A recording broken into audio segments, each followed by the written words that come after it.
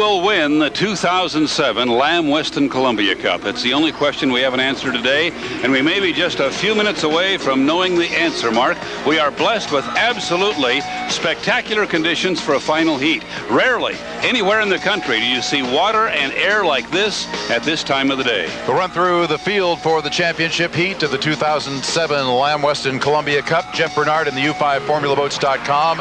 Stephen David in the Oh Boy Oberto of the U6. Chris Bertram in that white Conover Insurance U9. David Bryant in the U10 Haas Mortgage Investors.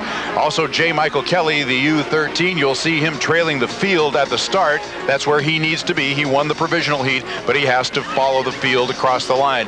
Dave Villwock in that orange Elstrom Elam Plus, the U16, and Jean Theoret, the U37, the yellow and black checkerboard Miss Beacon Plumbing.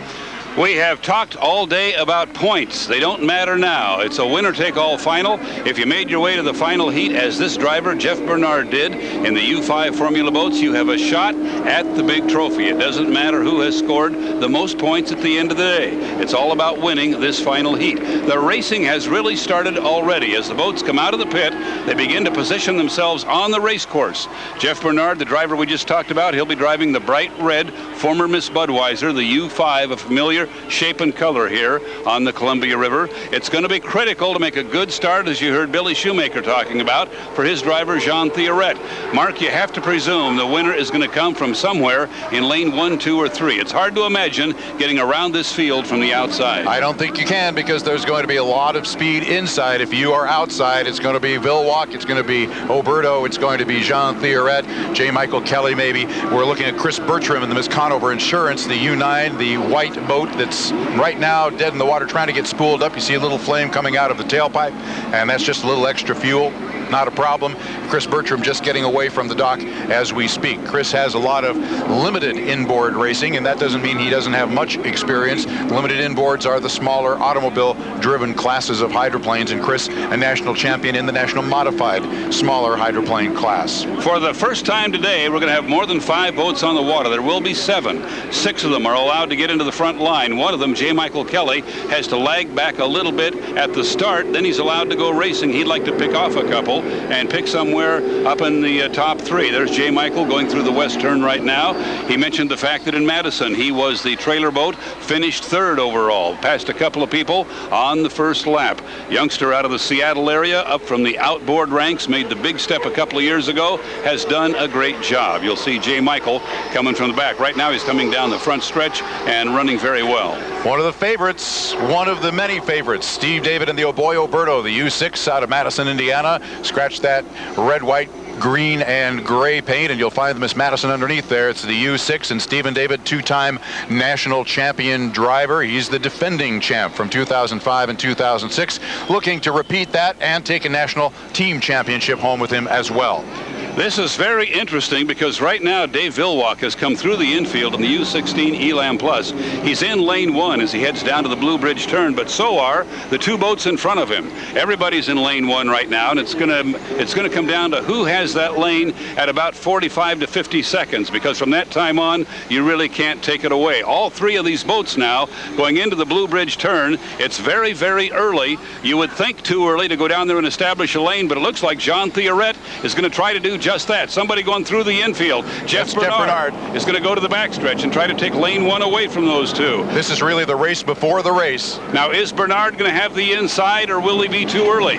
It'll be Theoret if it's not Bernard. He is on the inside of that triumvirate of Theoret, Steve David, and Dave Villwock. They may have squeezed Dave Villwock to the outside, Mark. I don't think he has one of the 2 inside lanes. He looks like he would be outside of Stephen David as we look down the backstretch just coming off of the turn. It is Jean Theoret on the inside. Steve David is next to him. Dave Villwock outside of him. But Jeff Bernard actually has lane 1, and those boats are starting to pick up on him. We still have 1 minute and 8 seconds to go before the start of this race. They're going to have to move very, very slowly up the backstretch, and that's what they're doing right now. Jeff Bernard has lane 1. He's ahead of the boat you're watching right now. You're going to see Theoret go by Bernard, who has to go incredibly slow because he got out there so early. Now Theoret is followed by Steve David, and Dave Villwock. Theoret has the inside of those three, but he is outside of Jeff Bernard. If Bernard can keep that lane and not drop down to ground idle and lose his boat speed, he'll have a shot at this field. That is a good, strong boat he's driving, and he's a young man who's certainly not afraid to go fast. Well, we're going to have to sort out a traffic jam here as they come to the west end of the race course. Chris Bertram is going to go way to the outside. What we can see right here is that Jeff Bernard has the inside in the Formula boats, and then it's going to be John Theoret. The third lane is going to be Steve David. Dave Villwock is going to be the boat that's in lane number 4. In lane number 5, it's going to be David Bryant, and they come down to start the race with 4, 3, 2. This is going to be very close. Steve David first across the line in the Oh Boy Oberto. Dave Villwock in the Elam Plus is in 4th place and out in lane 4. This may not be his final heat. For the first time this season, they may have figured out a way to snooker Dave Villwock. We'll see how this works out. Into the first turn, Theoret on the inside. Steve David in lane 2, and they are the leaders, Mark, as we go on to the backstretch. And there's the hour in Gelstrom manufacturing this Elam Plus. It's Steve David and Dave Villwock side by side as they head up the backstretch. In 3rd place, it's John Theoret and the Beacon Plumbing. 4th place on the far outside is David Bryant. He's dead even with the 4th place tie boat, and that is Jeff Bernard in the FormulaBoats.com. But Steve David leads him down the field, but Dave Villwock is right with him. Villwock and Steve David hooking it up at the west end of the race course, and Theoret is inside of both of them. Steve David's boat pulled Dave Villwock off the corner as they came off the Blue Bridge turn. When they both accelerated, the Oberto was faster than the Elam Plus. Here they come now. The end of lap 1 of 5, and Villwock is going to move into 1st place, going by Steve David, but he's still on the outside. He has a lot of speed to his left. Just a nose, Dave Villwock ahead of Stephen David, and then in 3rd place, about a boat length behind on the inside, was Jean Theoret in the Beacon Plumbing as they head through the Blue Bridge turn. It's about a 3-boat length lead now for Dave Villwock in the Elstrom Elam Plus. It is Steve David in 2nd place, and now Jean Theoret on the inside begins to pick up a little bit of ground on Stephen David. But Dave Villwock, look at that acceleration as he comes up the backstretch halfway through lap number 2. This is a 5-lapper. Preliminaries were 3. We go 5 in the final. 1 lap penalty on Jean Theoret for an encroachment. The boat that is running 3rd on the water is not in that position. Jean Theoret has been called for a foul. Steve David, meantime, dives into the turn in the Oh Boy Oberto, staying inside of Dave Villwock. And it appeared that they had Villwock boxed in at the start. I did not think he could drive around the field from the position he was in, but he did just that in an incredible first turn. Now he flies the boat down the front straightaway. He is the leader after lap 2. Villwock still in the lead now by a full rooster tail, but Steve David has the inside. David Bryant has just passed the Beacon Plumbing, and it may be that Jean Theoret now knows he has a penalty. David Bryant running 3rd. Steve David about a full rooster tail behind as they go through the turn. You're watching David Bryant come down to the Blue Bridge turn, and J. Michael Kelly crosses the line as he completes lap number 2 as well. And that's a bit of a story because J. Michael Kelly, remember, started 7th. He has passed 2 boats, just as he said he might, from the trailer boat position. Meanwhile, our race for first is on the backstretch. You see Dave Villwock. He is the leader by about a rooster tail, but Steve David is right there. If the orange boat bobbles at all, Steve David, the veteran, is going to take over the lead. He still has the inside. Dave Villwock still leaving him a lane there, albeit a narrow one. Steve David now trailing him into the turn, gets into the water, into the rooster tail. It gets sloppy back there, and from here on, it's going to be all Dave Villwock as long as everything keeps running smoothly in the Elam Plus. End of lap 2, you're looking at Stephen David, who got a little bit sideways as he came off of the west end turn, but straightened it around, lost a lot of ground. He's 2 rooster tails behind as they head for the Blue Bridge turn. You're looking at Dave Villwock at the entrance pin, and now at the apex of that turn, David Bryant comes across in 3rd place. Little good race here for 4th place, and I think maybe Jean Theoret has a little bit of a problem. He would still be racing hard even if he had a penalty. He may have slowed down either psychologically or mechanically because J. Michael Kelly just went by him. He was in 4th place already because of the penalty to Theoret. Good job, by the way, David Bryant running in 3rd place on the backstretch. Apparently going to get a nice podium finish for Kim and Debbie Gregory out of Las Vegas and the USA Racing Partners. We are watching there's David Bryant, the driver we just talked about, running in 3rd place up the backstretch in the blue and yellow boat as our leaders come down to finish lap 3. This will be Dave Villwock, and he completes lap number 4, gets the white flag, and so he is 1 lap away from winning the 2007 Lamb-Weston Columbia Cup. Stephen David solidly in second place. Doesn't look like he's going to try to thrash out and pick up Dave Villwock. He's well behind with a lap to go. White flag now comes for David Bryant as he crosses the finish line, end of lap number 4. J. Michael Kelly flying the boat just a little bit across the start-finish line as well. He'll pick up well, they just gave him a green flag. So we'll have to see. It might have been for Theoret, who was right behind him. It would have been for Theoret, certainly. Theoret was penalized earlier, some kind of an encroachment on lap number 1. Halfway up the backstretch is your leader. You're looking at Dave Villwock, looking for his 4th. Oh, Jeff Bernard gets a little bit into the slop as he comes across the start-finish line. Got the side of the boat up on the right side a little bit.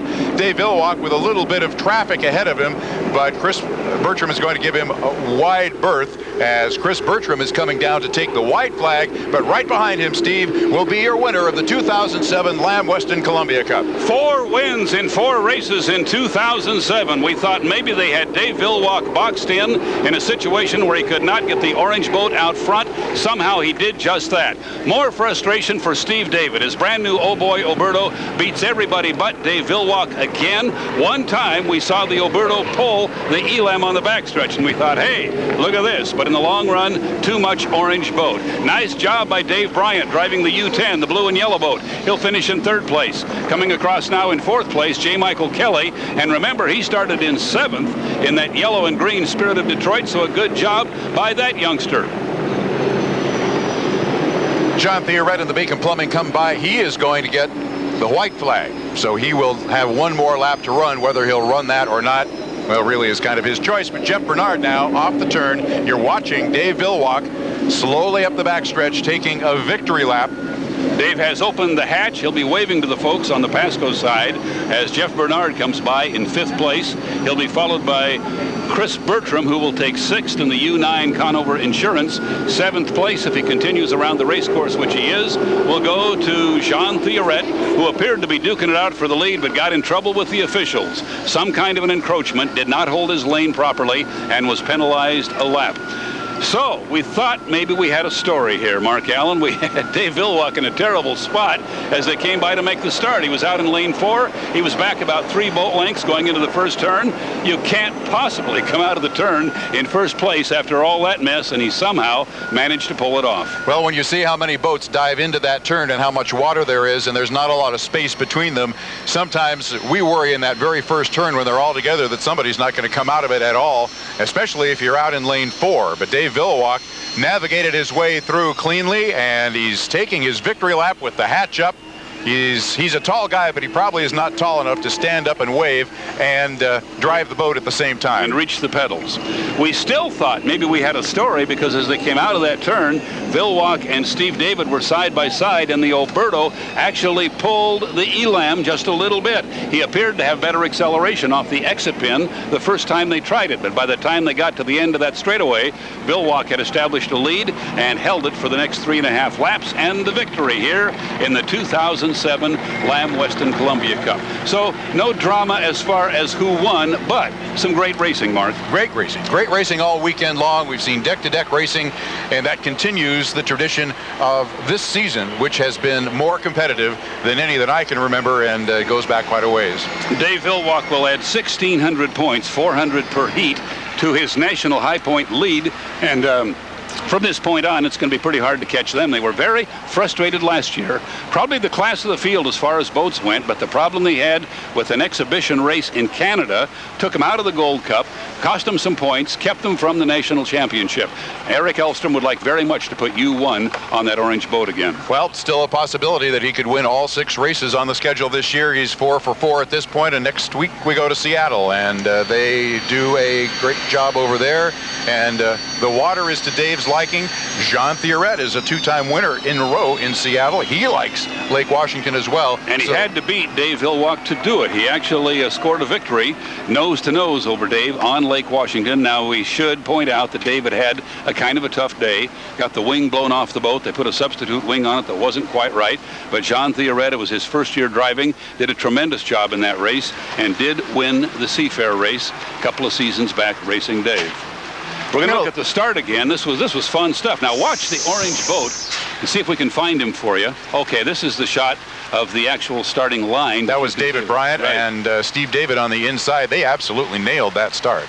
Now, as slow as we are going in slow-mo, I don't think the other boats had even come by yet. But let's see if we can watch for the orange boat. He was back a ways, and we should be able to see him through the rooster tails as the leaders come by. Or maybe we need to roll it further, guys. He might not have come by yet. There's Chris Bertram coming by.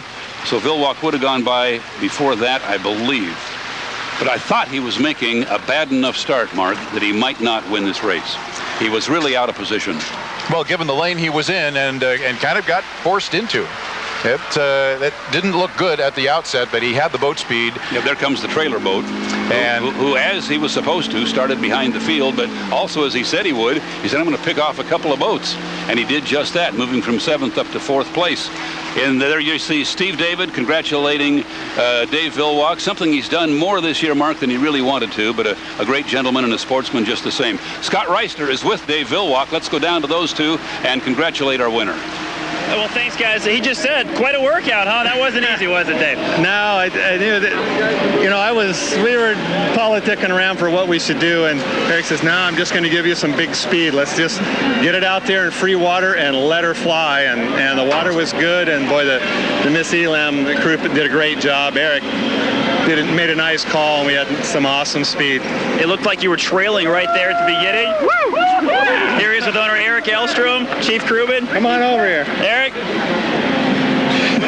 Eric. Wanted to give Eric a big hug. Dave's getting his owner in here. Nice job, man. Good job. So what was this? He wanted to make some changes and you didn't? How did that go? Yeah. Eric was saying all day, he says, hey, we got to get some big speed in the Miss Elam, and let's, he waited to make the last call in case the wind came in, and he came up with just the right call, and we had a lot of speed. Eric, this team has now won 4 in a row here. What is going on with the Elstrom team? You guys, whatever you're eating for breakfast, I want some. We're working hard. I never know what to say after a race like this.